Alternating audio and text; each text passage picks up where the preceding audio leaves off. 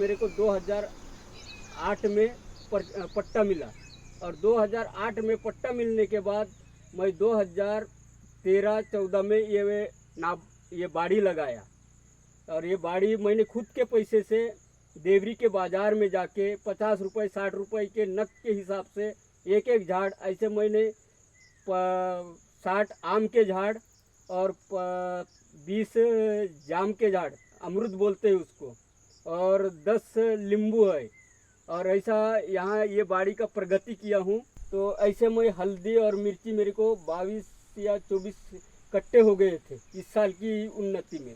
और आम की इसमें मैंने 22,000 आम में कमाया और मिर्ची में 22,000 कमाया और सरासरी मेरे को 1 हेक्टर 39 आर जमीन मिला।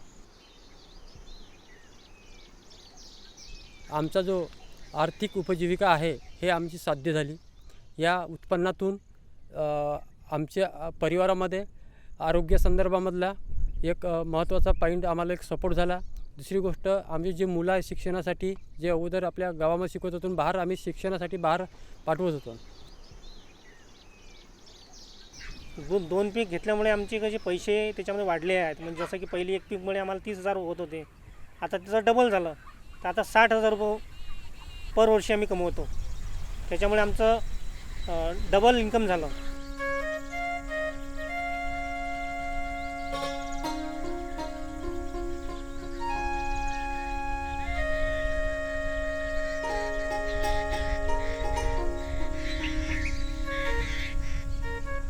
In Vidarbha region, in the heart of central India, communities thrive in harmony with the forest and wildlife. For generations, tribal communities have lived in harmony with the nature and its biodiversity. However, legal barriers had limited their access to the land they called home, causing economic hardships and struggles for survival. In 2008, a glimmer of hope emerged with the arrival of Community Forest Rights, or CFR, under the Forest Rights Act. This revolutionary act opened the forest once again to the people, reigniting their connection to nature. Yet, the challenge persisted in the implementation of forest rights. That's when the Vidarbha Livelihood Forum, or VLF, stepped in. VLF is a dedicated network of organizations working tirelessly to empower these communities. These organizations are Vidarbha Nature Conservation Society, Khoj and Gramin Samasya Mukti Trust, Gram Arogya, Reward and others. ये वनाधिकार कानून जब इस देश में आया तो इसलिए आया कि जो दूर दूर दराज बाकी जंगलों के क्षेत्रों में जो आदिवासी और गैर आदिवासी रहते हैं और जिनका पूरी अपनी उपजीविका के लिए और जीवन याचिका के लिए जो जीवन यापन है उनका जीविका के लिए उसके ऊपर जंगलों के संसाधनों के ऊपर पूरे निर्भर रहते हैं, तो वो निसर्ग के ऊपर उनका अधिकार बहाल करने का एक कानून आया जिसमें रहने के अधिकार को दिया गया, खेती का अधिकार और दूसरा जंगल के जितने भी वनोपज है उसको निकालने का अधिकार। जो कानून में है ऐसा था कि 2 प्रकार के अधिकार थे, एक तो व्यक्तिगत अधिकार को हासिल करना और दूसरा सामुदायिक अधिकार को हासिल करना, क्योंकि समूह जो होता है गाँव का ये सामुदायिक संसाधनों के ऊपर निर्भर करता है।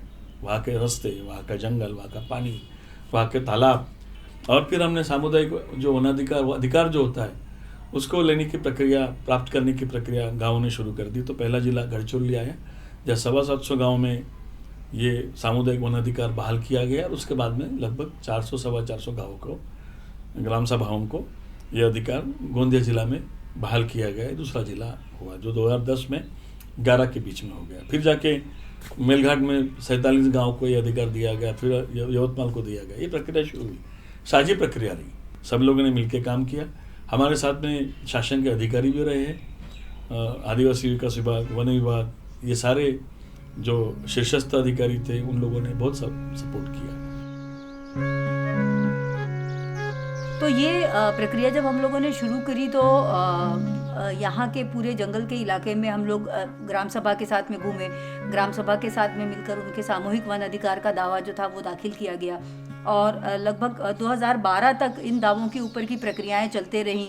उसके ऊपर जो समितियां थी उनकी कुछ प्रतिक्रिया आते रही, उसको हम दुरुस्त करते रहे और उसको वो दावे दाखिल हुए और 2012 के करीब में जून में ये दावों को मान्यता दी गई।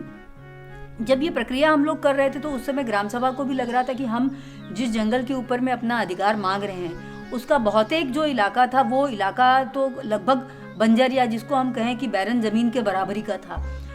साथ ही साथ ये भी था कि ये जो पूरे गांव थे ये आदिवासी बहुल गांव है, लेकिन इसमें अन्य समाज के भी लोग रहते हैं और प्रमुखता से लोग अपनी उपजीविका के लिए बहुत हद तक बाहर जाते थे। लगभग 5 महीना का या 6 महीना खेती का काम जो था उससे अपनी उपजीविका चलाते थे और उसके बाद के समय में लोग उपजीविका की तलाश में आजू बाजू के शहरों में माइग्रेट कर जाते थे। To foster development and create employment opportunities, VLF worked with the Maharashtra government to utilize different government schemes and successfully adopt a policy of convergence of various government programs to support villages with CFR.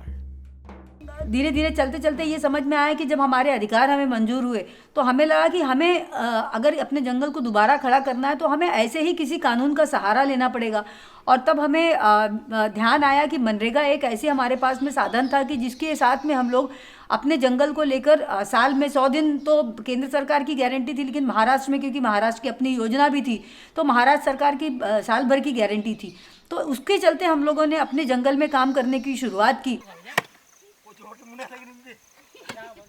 तो हमने जैसे one अधिकार कानून मिला तो उसके बाद में हमने बहुत सारे काम प्रपोज किए। कुछ तज्ञ लोगों ने, जैसे मैंने कहा कि सॉइल कंजर्वेशन, वाटर कंजर्वेशन के काम करना है, तो हमने लोगों के साथ में बैठकें ली कि आप ये काम कीजिए और आपको यहीं पर ही हम रोज़गार उपलब्ध करवाएंगे और रोज़गार उपलब्ध करवाने के बाद में आपको यहीं पर ही आपकी शिक्षा है बच्चों की, ये सब चीज़ आपसे छूट रही है। तो शुरुआत में कुछ लोग हमारे साथ में जुटे तो हमने पूरी चैन को एक बार उसको देखा कि तांत्रिक सहायक समय पर काम नहीं करता है, रोजगार सेवक अपनी भूमिका निभा रहा है, तांत्रिक सहायक अपनी भूमिका नहीं निभाता है, संबंधित एजेंसी जो होती है फॉरेस्ट की या पंचायत की वो अपनी भूमिका समय पर निभाती नहीं है। तो हमने उनको बार बार जाकर उनके साथ में संवाद किए और वो सब चीज़ को हल करके एक या 1.5 महीने के अंदर वो सब चीज़ समय पर जगह पर आ गई। तो लोगों का विश्वास हमारे ऊपर ज़्यादा से ज़्यादा बढ़ा कि भाई नहीं, गांव में हमको काम मिल रहा है और काम को दाम भी मिल रहा है और समय पर मिल रहा है। तो ज़्यादा से ज़्यादा लोग हमारे साथ में जुड़े और जो माइग्रेशन होने वाले लोग थे, जो जाने वाले लोग थे, उनको यहाँ पर 12 महीने अगर से काम मिला तो उनका विश्वास बढ़ा कि नहीं, यहाँ पर हमको 12 महीना काम मिल रहा है। तो धीरे धीरे लोग बाहर जाना एकदम से स्टॉप नहीं हुआ, धीरे धीरे से हुआ। बट दूसरे साल 13-14 के दरमियान हमारे यहाँ पर एक भी माइग्रेशन नहीं हुआ था। Through this, in villages of Melghat and Achalpur, over rupees 20 crores annually came into the villages, empowering them through various government schemes under Manrega, agriculture, irrigation, MEDA, MSEB and many others. One of the first rules framed by the Gram Sabhas included banning the pruning and cutting of bushes and burning of forest floors during Tendu season. With penalties in place, such actions reduced, easing the pressure on the forests and fostering regeneration. This resulted in increased production of valuable resources like mahua and tendu, which are essential sources of income for the region. The tendu trade was previously nationalized, and the forest department would sell the leaves, paying the villagers mere collection wages and bonus. After receiving the CFR, the residents decided to take the management of tendu leaves from the forest department. In the first year, 16 Gram Sabhas from Gondia and Gadchiroli and 2 from Amravati initiated management of tendu leaves. The Gram Sabhas initiative faced resistance from traders initially. जो one विभाग के तरफ से जो व्यापारी जो काम करता था उसमें 2013 में मात्र 140 रुपये जो उनका दर था, हमने ग्राम सभा बैठ कर के तय किए कि भाई हमारा जो अधिकार है, तो हमने 195 रुपये हम लोगों को दिए। तो उस साल में हमको तेंदू प्रक्रिया में बहुत बड़ा ये मौसम ख़राब होने की वजह से हमारा बहुत बड़ा नुकसान हुआ।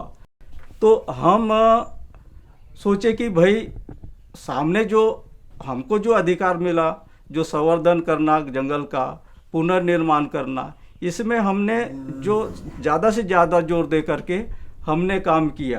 फिर उसके बाद में अगले जो साल हुआ तो वहाँ पे हमारे जो प्रक्रिया में व्यापारी आते ही नहीं थे कि भाई इनका तेंदुपत्ता खरीदने के लिए। तो उस समय आदिवासी विभाग से भी हमको बहुत बड़ा सपोर्ट मिला। उसी के पैसे से हमने करते करते तो 2017 में हमको 9,300 रुपया हमको जो मिला और वन विभाग का मात्र 200-300 रुपया मिलता था। और जो हमको 3 पट से हमको तेंदु से हमको जो फायदा हुआ, तो अभी जो हमारा जो ग्राम सभा जो गांव में बैठ कर के निर्णय लेती है, अपना पत्ता अपना बिक रही है, तो उसमें ज़्यादा से ज़्यादा फायदा हुआ। This collective process, which started with Gram Sabhas of 12 villages, has now grown up to 225 villages, which collect 25 to 30,000 standard bags for 20 to 25 crore rupees per year. With the profitable trade of tendu leaves in place, a need was realized to diversify the sources of income rather than being completely dependent on the forest resources. शुरू में one विभाग की योजना थी कि अपने हम जो जानवर दूध नहीं देते थे, उपजाऊ नहीं थे, उनको हम बदल कर उपजाऊ जानवर ले आते। तो उसमें हम लोगों ने कुछ अच्छी लोकल जो हमारी वैरायटी थी, उस वैरायटी के कुछ जानवर गांव में आए। उसको लाने में भी ग्राम सभा का अपना योगदान था। उसके लिए भी ग्राम सभा ने सहकार्य किया, वन विभाग की मदद उसमें ली और उससे गाँव में कहीं ना कहीं डेयरी की प्रक्रिया की शुरुआत हुई।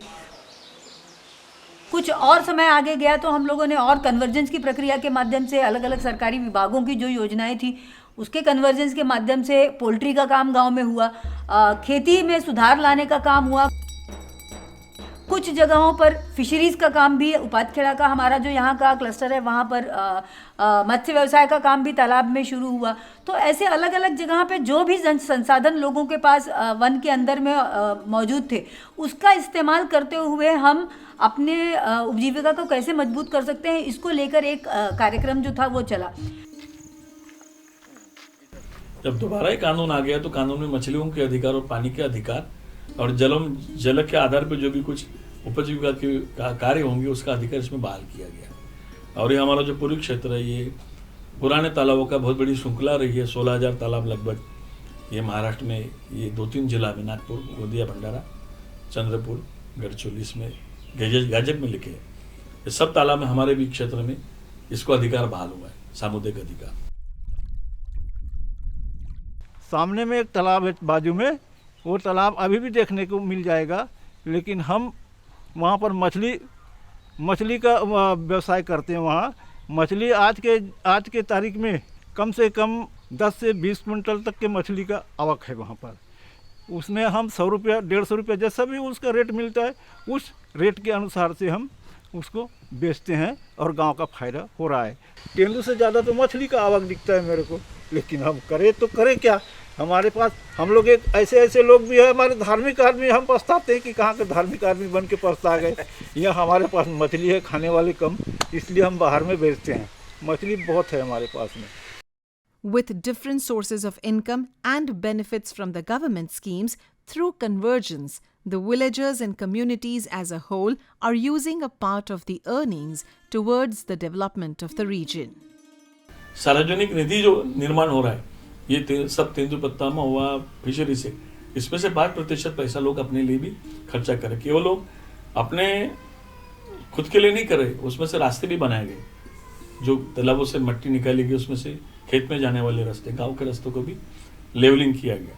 परंतु सबसे बड़ा जो ज़रूरत होता है लोगों का, होता है उनके शिक्षा का, उनके आरोग्य के लिए होता है, उनके अपने घर की ज़रूरतों के लिए होता है।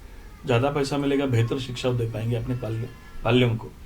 कुछ मेडिकल इमरजेंसी आती है तो बेहतर इलाज करवा सकते हैं। घर का जो मरम्मत होता है, बेहतर ढंग से घर को रखना होगा, उसके लिए भी पैसा लगता है, यातायात के लिए भी पैसा लगता है। तो ये सारा पैसा वहाँ भी जहाँ जहाँ ज़रूरतें पड़ती है वहाँ खर्च होता है। तो ये सारा जल जंगल ज़मीन का जो योग्य एकत्रित इंटीग्रेटेड जो हमारा मैनेजमेंट था, ये प्रिंसिपल डाल के कन्वर्जेंस का GR राज्य सरकार ने निकाला।